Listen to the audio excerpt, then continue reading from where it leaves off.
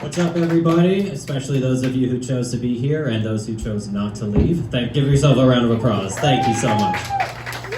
So I do have one bit of exciting news. It's not a comedy billing thing, but for the whole month of February, I will be in Mexico for the entire month. And it's a great thing. I'm excited. And I used to be fluent in Spanish, so I've been relearning the language by watching my favorite telenovela. You may have seen it. It's called Spanish porn. Way more entertaining. Highly recommend it. And I was watching the Spanish porn video only for this joke, obviously. And I was watching the Spanish porn video, and there's a man in it who is having sex while wearing a face mask, but no condom. I can't think of a better symbol for our public health efforts of the last 2 years than somebody wearing a face mask while having unprotected sex. I'm just saying, we've decided certain things are scarier than others, and that's how we've been living our lives. But truth, in a world where a failed game show host can become president, truth is often stranger than fiction. And I actually found out this true, really amazingly true fact. On Yelp, did you know you can actually go on there and find official business pages for whorehouses? Yes, suspension of disbelief. There are actually, in Nevada, legal whorehouses that have Yelp pages. And people actually go on these Yelp pages to criticize the service of prostitutes. And you know what? They're called sex workers, they deserve respect, and it's not nice to be mean to them. And let me tell you, these sex workers are sick and tired of all your whiny fucking complaints.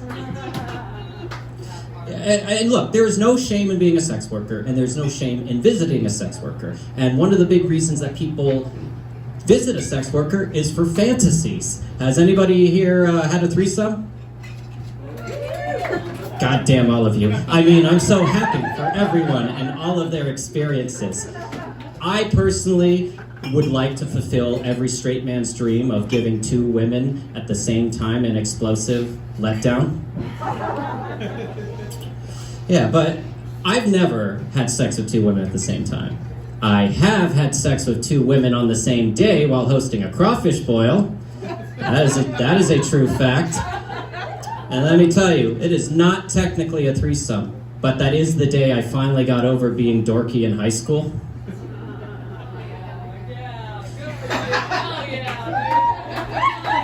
All I'm saying is I do surprisingly well.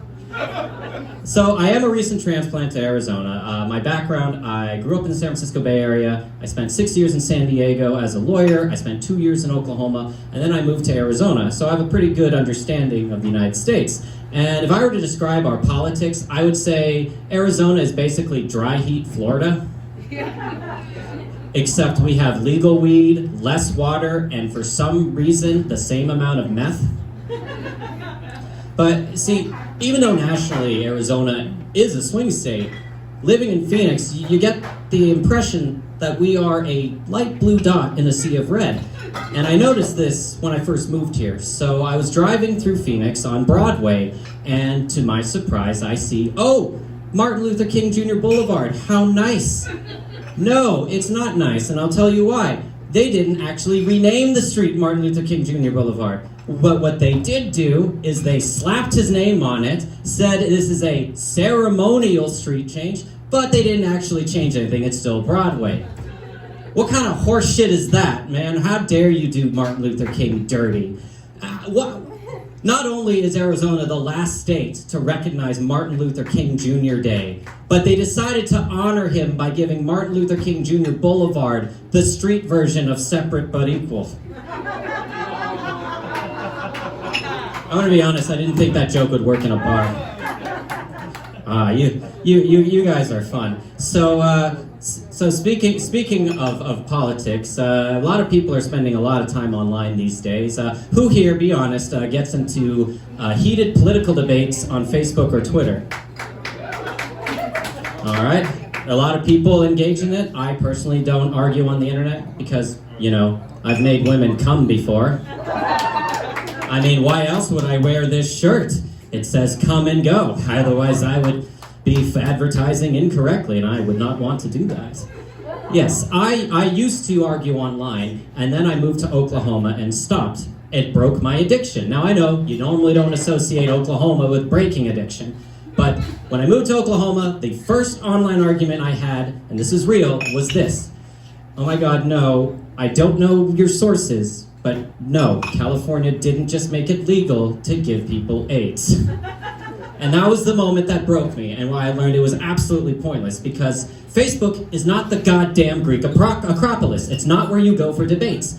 It is the place where grandma goes for her conspiracy theories, which she passes to her adult grandson, who lives in the garage.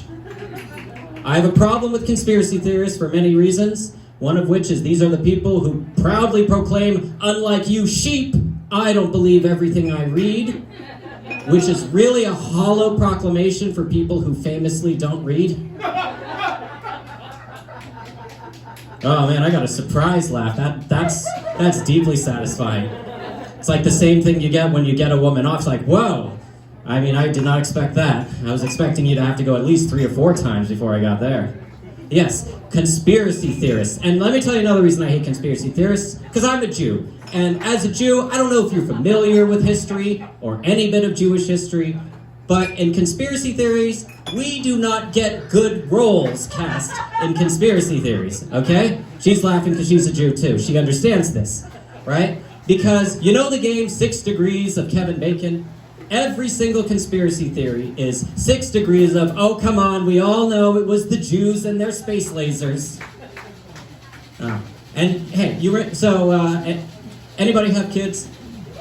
Okay, so not all kids are fun. You know that annoying ass shit brick who every time an adult talks to them, they're like, why?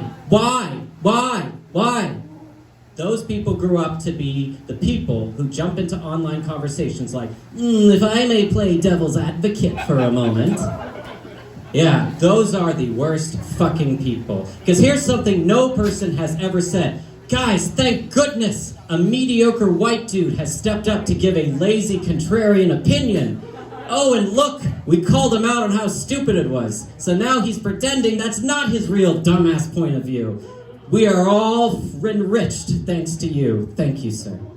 Now, the internet, it is absolutely exhausting in every way. And I want to give a little more detail before I go to the next thing about my background. In addition to being a practicing lawyer, much of the last 13 years I've engaged in political organizing and activism. I have made phone calls in Iowa, New Hampshire, Georgia, California. I have run a congressional campaign in Nevada, and I knocked on doors for a labor organization in Arizona. And I'm not mentioning this to humble brag. I'm mentioning this because I care about change and progressive politics and making... Okay, not looking for a plug, but thank you. You're not going to like me in a sec. I care about making change and connecting with people. And let me just say to a crowd of probably mostly white liberals, you are ruining things so much, and you need to know why you're ruining things. You have made online discussions absolutely unfucking bearable. See, and this is the problem. You see, white liberals, they are way more focused on you seeing how not racist they are than actually asking the people what they want. And let me give you an example of this. My friend Jenn is here. Say hello. And I ran this joke by her. I know everyone involved, so this is all kosher. Jenn, one time, was confronted by a white liberal lady for her problematic behavior. And listen to what Jenn was up to. This woman came up to Jenn and sat her down, as you can on the internet, and told her it is cultural appropriation and even racist for you to celebrate Dia de los Muertos. Do you know that holiday? Very holy Mexican holiday. And this woman was bravely standing up for communities of color and being the white woman who uses their privilege for good. Just one problem. I don't know if you can see her, but Jenn is Mexican. And not like subtly Mexican. She is brown, and to say her last name, you must say is not subtle at all. She's not hiding it. She knows this. And look, I care about others. I care about helping people, and I want us to talk to everybody. But there's no better symbol for how the internet is where good debate goes to die than a cisgender white liberal woman telling an also liberal Mexican woman that celebrating her own culture is racist. And that was the day I finally had my realization. Oh, I finally get it. That's how we elected Trump. Anyhow, I've been Jordan Parker. Give it up for your host, and give it up for all your comedians. Thank you so much, Arizona.